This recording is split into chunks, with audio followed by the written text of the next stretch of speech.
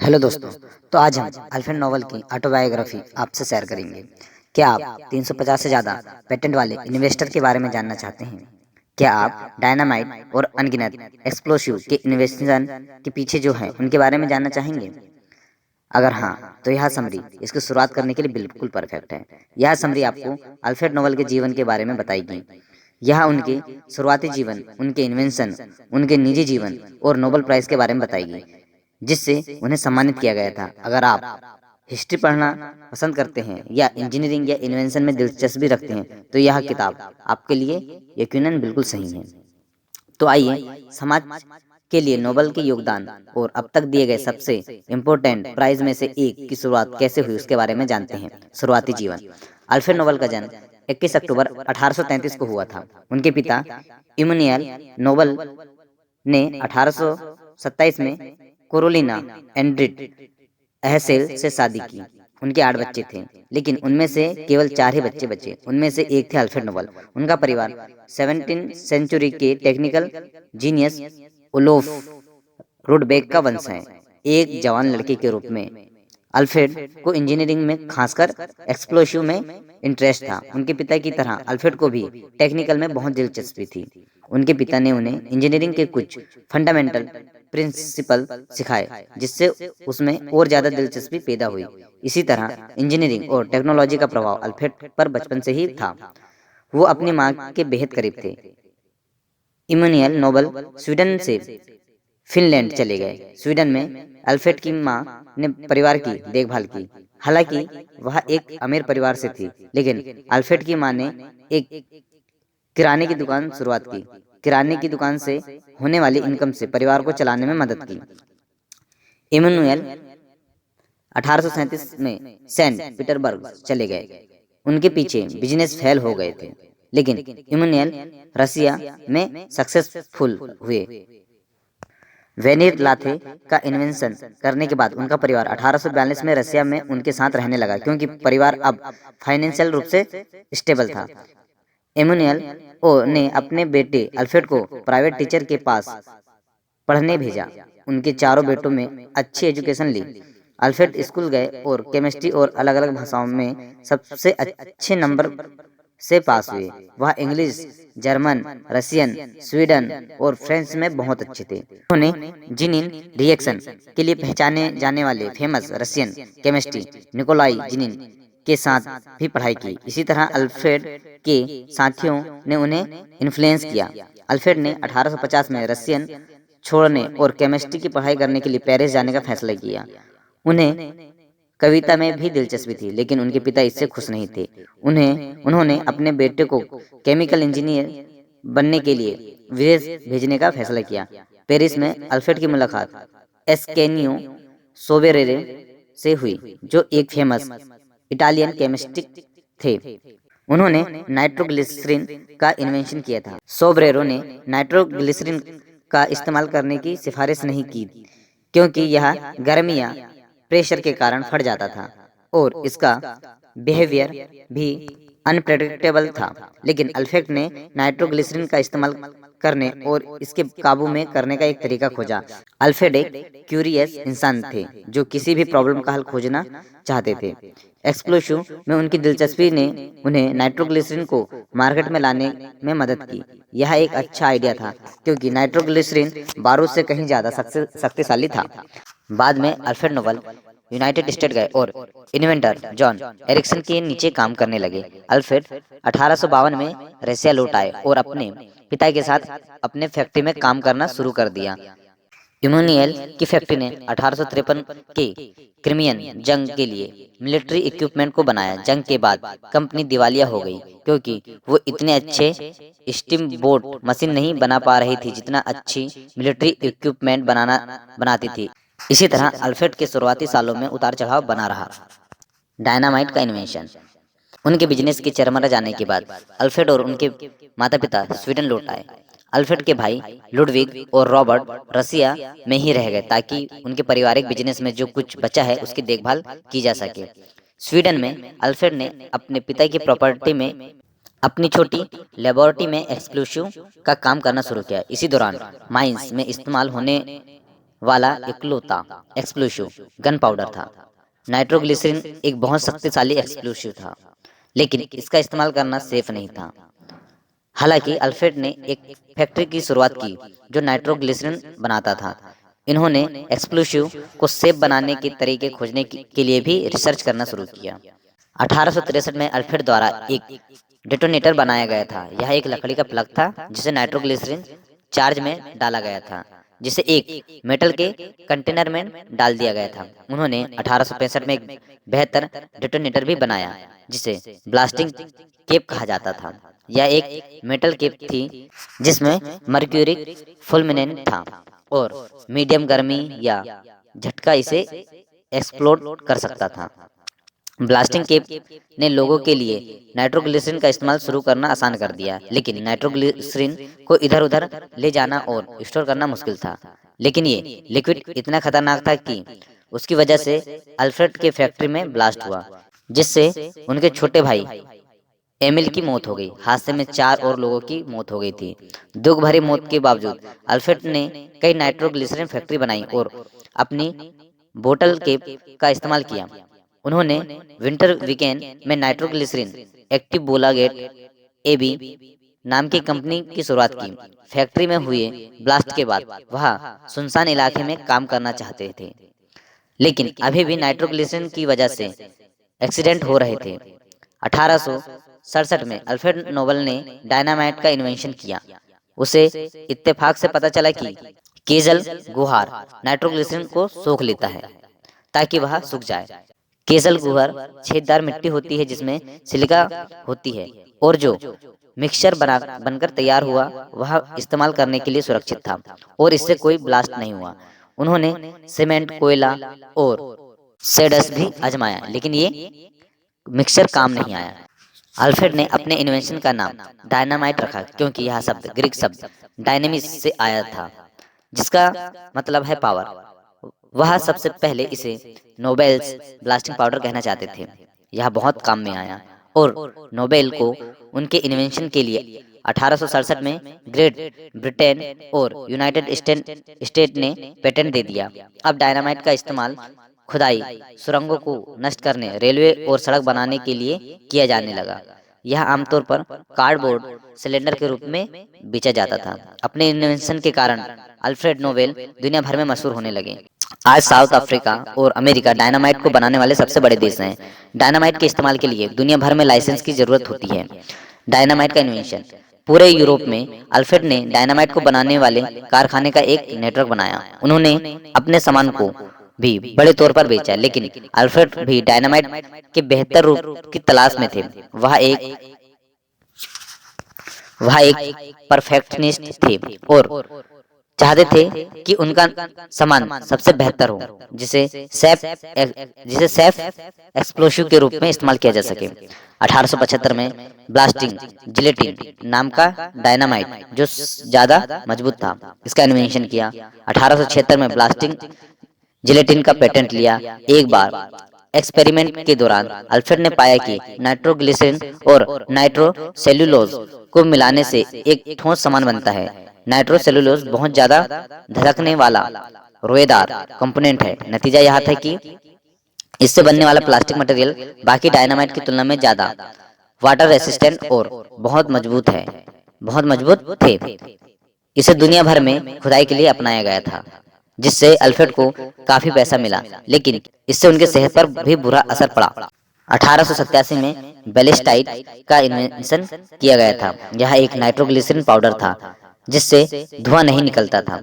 इसी से कार्डाइड बनाया गया जो धुआं न छोड़ने वाला एक तरह का बारूद था। हालांकि नोबेल के पास डायनामाइट और कई एक्सप्लोसिव के इन्वेंशन के लिए पेटेंट था, लेकिन उन्हें लगातार उस कंपटीटर से परेशान होना पड़ रहा था जिन्होंने इनके तरीकों को चुरा लिया था। इसी बीच रसिया में अल्फ्रेड के भाई ने काबू के पास तेल के खेतों की खोज की और अमीर और खुशहाल बन गए। उन्होंने ब्रेनोनेल नाम की एक बहुत बड़ी तेल कंपनी की शुरुआत की। कंपनी अजरबैजान में चलाई गई और दुनिया की सबसे बड़ी तेल कंपनी में से एक बन गई। अल्फ्रेड के इन्वेंशन और उनके भाई की कंपनियों के कारण अल्फ्रेड नोबल एक अमीर आदमी बन गए। उन्होंने अपने भाई की तेल कंपनियों में इन्वेस्ट भी किया। 1893 में उन्होंने स्वीडन के बोफोर्स में लोहे का एक कारखाना खरीदा। इसे बोफोर्स आर्म्स फैक्ट्री बनाने के लिए और बढ़ाया गया। नोबेल के नाम पर और भी कई इन्वेंशन थे। इनमें आर्टिफिशियल रेशम और लीथर शामिल था। अलग अलग देशों में अल्फ्रेड लगभग 350 पेटेंट पाने में सफल रहे। उन्होंने लगभग 90 कारखानों को बनाया जो हथियारों को बनाते थे। हालांकि अल्फ्रेड नोबेल को शांतिवादी माना जाता है, जिन्हें जंग पसंद नहीं था। उन्हें उनके इन्वेंशन के लिए royal Swedish academy of sciences के मेंबर के रूप में भी चुना गया था। अल्फ्रेड ने स्वीडन में अपसाला यूनिवर्सिटी से डायरेक्टरेट का पद भी हासिल किया। अल्फ्रेड नोबेल द्वारा बनाई गई कंपनी, जो डायनामाइट बनाने वाली सबसे पहली कंपनी थी, एक ज्वाइंट स्टॉक कंपनी थी। इसे नोबेल डायनामाइट ट्रस्ट कंपनी कहा जाता था। उन्होंने स्वीडन में पहले ही नाइट्रोग्लिसरीन एक्टिबोलागेट एबी को बनाया था। यह भी ज्वाइंट स्टॉक कंपनी थी। अल्फ्रेड को कंपनी में 49.6% शेयर मिले और कैश पेमेंट भी मिला। अल्फ्रेड की दूसरी नाइट्रोग्लिसरीन कंपनी 1865 में बनाई गई थी। इन्होंने बाद में अपने शेयर बेचे और उन्हें पेटेंट से पैसे भी मिले। अल्फ्रेड ने 1865 में स्वीडन छोड़ दिया और कभी कभार यात्राओं के अलावा कभी नहीं लौटे। जर्मनी में उन्होंने अधिकारियों से इजाजत लेने के बाद क्रमल में एक कारखाना खोला। उनकी दो स्वीडिश व्यापारियों ने मदद की, जिन्होंने उन्हें काम करने के लिए एक जगह भी दी थी। जर्मन कंपनी में उनके पास 57% शेयर थे। अल्फ्रेड 1866 में अमेरिका गए। वे खासतौर पर अपने पेटेंट को बेचने के लिए गए थे, लेकिन बाद में उन्हें वहां एक और नाइट्रोग्लिसरीन कंपनी खोली। उन्हें $10,000 कैश और 25% पेटेंट ट्रांसफर करने के लिए मिले। एक कारखाना भी बनाया गया था, जो 3 साल बाद एक्सप्लोसिव के कारण बर्बाद हो गया। कंपनी ने आखिर में प्रोडक्शन बंद कर दिया। 1868 में नोबल इंग्लैंड गए और कई जगह घूमे। उन्होंने अलग अलग जगहों पर अपने बनाए हुए चीजों को दिखाया। उन्होंने मीडिया को अपने चीजों को कॉमर्शलाइज करने के लिए बुलाया। बातचीत 3 साल तक चली और ब्रिटिश डायनामाइट कंपनी लिमिटेड की स्थापना 1871 में हुई। अल्फ्रेड के पास कंपनी के आधे शेयर थे। 1869 में नोबेल फ्रांस में पॉल बोर्ग नामक एक शख्स से मिले। उसके बाद पॉलिस में एक और कारखाना बनाया गया। अपने बाद के सालों में अल्फ्रेड ने स्वीडन में एक कंपनी बोफोर्स खरीद ली। सौदे के एक हिस्से में एक हवेली भी शामिल थी, जिसका इस्तेमाल वहां सिर्फ गर्मी के दौरान करते थे। उनकी सभी कंपनियों से प्रॉफिट हो रहे थे। प्रोडक्शन और एक्सपोर्ट के मामले में जर्मन कंपनियां सबसे अच्छी साबित हुई। स्विस और इटालियन कंपनियों को भी कोई फायदा नहीं हुआ। फ्रांसीसी कंपनियों को फायदा कमाने में समय लगा। स्पेनिश कंपनियां शुरुआत से ही सफल रही थी। ब्रिटिश कंपनी तो एक छोटी सी कंपनी थी। उनकी कई कंपनियों को डायनामाइट बनाने वाले कई कंपनियों से कड़े मुकाबले का सामना करना पड़ा। इस तरह अल्फ्रेड नोबेल कभी भी मार्केट में डायनामाइट पर मोनोपोली यानी इकलौता अधिकार हासिल नहीं कर सके। 1888 में कांस का दौरा करते समय अल्फ्रेड के भाई लुडविग की मौत हो गई। एक फ्रांसीसी अखबार ने गलती से अल्फ्रेड के लिए एक शोक संदेश छाप दिया। शोक संदेश ने उनके इन्वेंशन के लिए कई बुराई की और कहा, मौत का सौदागर मर चुका है। यह भी लिखा गया था कि जो इंसान तेजी से लोगों को मारने के तरीके खोजकर अमीर बना, उसकी मौत हो गई। इससे अल्फ्रेड परेशान हो गए, क्योंकि वह इसके बारे में चिंतित थे कि उनकी मौत के बाद उन्हें कैसे याद किया जाएगा। ऐसा माना जाता है कि यही कारण है कि अल्फ्रेड ने नोबेल प्राइज की शुरुआत की। वह इस घटना से बहुत आहत हुए थे। वह चाहते थे कि लोग उन्हें जनता की सेवा करने के रूप में याद करें। 1895 में अल्फ्रेड ने अपनी अंतिम वसीयत पर सिग्नेचर किए और नोबेल प्राइज की शुरुआत करने के लिए अपनी प्रॉपर्टी का एक बड़ा हिस्सा अलग रखा, जो लोगों को हर साल दिया जाना था। Prize physical science, chemistry, physiology और विश्व शांति के कुछ इंटरनेशनल सेवा के लिए दिए जाने थे। प्राइज के लिए नाम लिखने का काम नोबेल कमेटी द्वारा लगभग 3000 लोगों के लिए किया जाता है।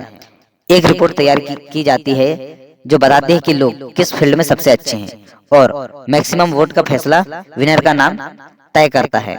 प्राइज पाने वालों को एक गोल्ड मेडल और 10 मिलियन स्वीडिश क्रोना दिया जाता था।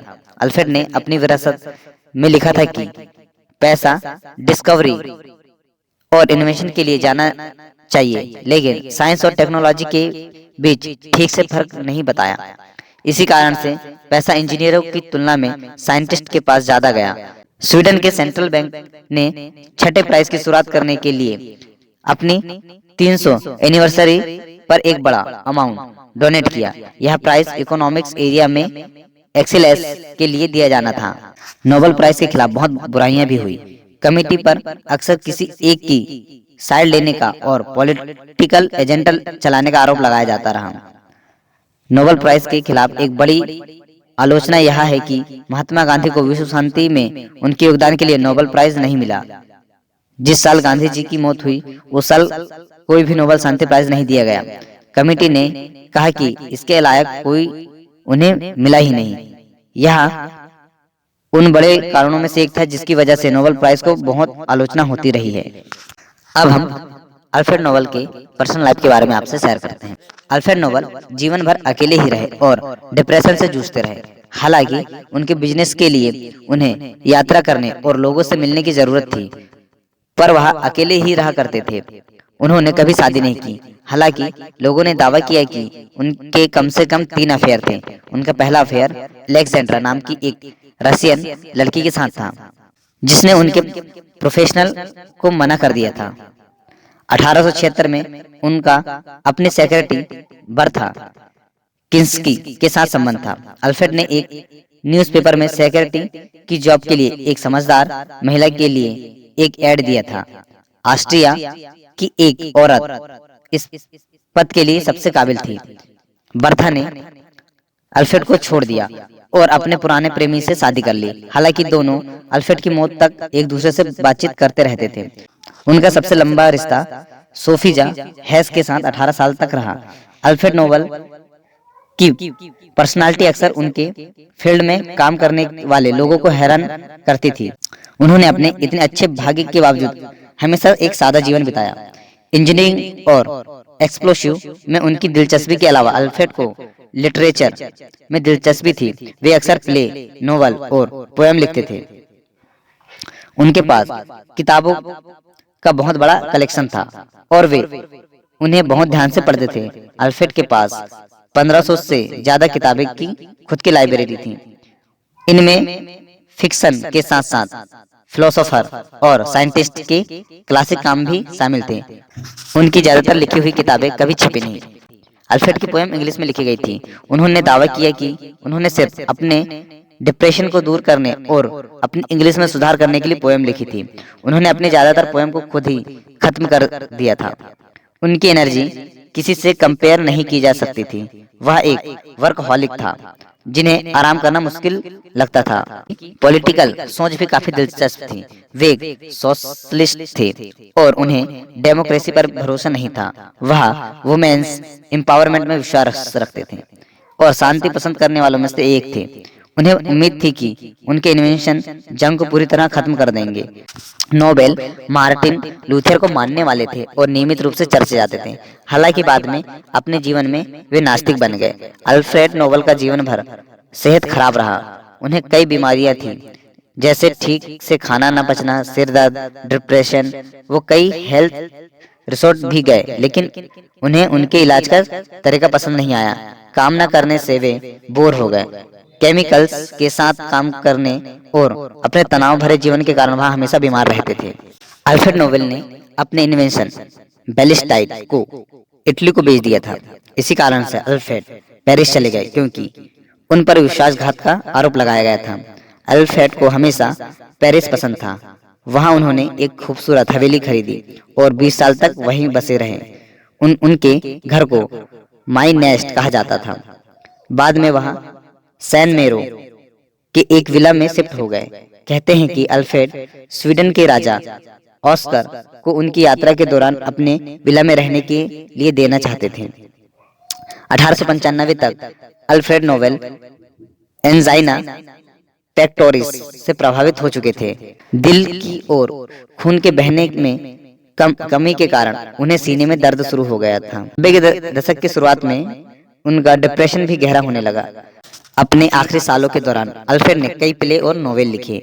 उन्होंने द पेटेंट बेसिलस नाम का एक प्ले लिखा। उन्होंने एक नोवेल पर भी काम किया। 1986 में अल्फ्रेड की इटली के सैन मेरो में एक स्ट्रोक के कारण मौत हो गई। उन्हें लकवा मार गया था और दोपहर 2 बजे उनकी मौत हो गई। उनका अंतिम संस्कार बहुत साधारण तरीके से किया गया। स्वीडन के स्टॉकहोम में बड़े तरीके से उनका अंतिम संस्कार किया गया। अल्फ्रेड को स्टॉकहोल्म में नोरा बेग्रेवेनिंग प्लेटसेन में दफनाया गया है। अल्फ्रेड का विला बेच दिया गया और उन्हें कल्चरल और साइंटिफिक कामों के लिए इस्तेमाल किया जाता है। बाद में उस विला और बगल में लेबोरेटरी को जनता के लिए एक म्यूजियम में बदल दिया गया।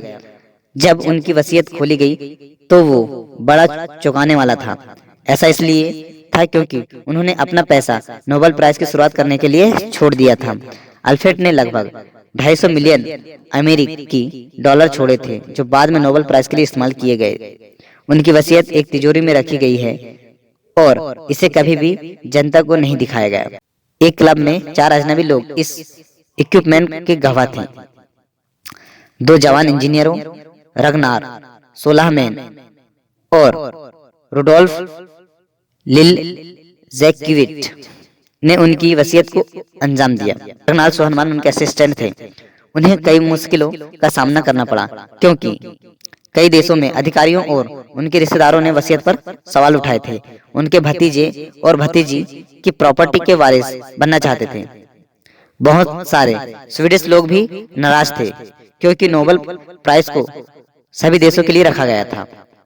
उनकी मौत के 5 साल बाद पहला नोबेल प्राइज दिया गया। नोबेल म्यूजियम नाम का एक म्यूजियम 2001 में स्वीडन में बनाया गया था। उस म्यूजियम में अलग अलग एग्जीबिशन लगाए जाते थे। कंक्लूजन, इस समरी ने आपको एक ऐसे शख्स के बारे में बताया जिन्होंने डायनामाइट इन्वेंशन किया था। आपने अल्फ्रेड नोबेल के निजी जीवन और इंजीनियरिंग में उनकी दिलचस्पी के बारे में पढ़ा। आपको उनके इन्वेंशन और उनके सभी पेटेंट के बारे में पता चला। इस समरी में अलग अलग फील्ड्स में एक्सीलेंस के लिए दिए जाने वाले सबसे बड़े प्राइज नोबेल प्राइज की शुरुआत के बारे में पता लग गया है। आपने पढ़ा कि नोबेल प्राइज की शुरुआत कैसे हुई और अल्फ्रेड नोबेल ने इंटरनेशनल सोसाइटी में कैसे अपना योगदान दिया। इस समरी ने आपको एक ऐसे शख्स के बारे में बताया जिनके नाम 350 से ज्यादा पेटेंट हैं। फाइनली, अगर आप इस समरी के एंड तक पहुंच गए हैं तो कॉन्ग्रेचुलेशन। बहुत ही कम लोग होते हैं जो नॉलेज के ऊपर टाइम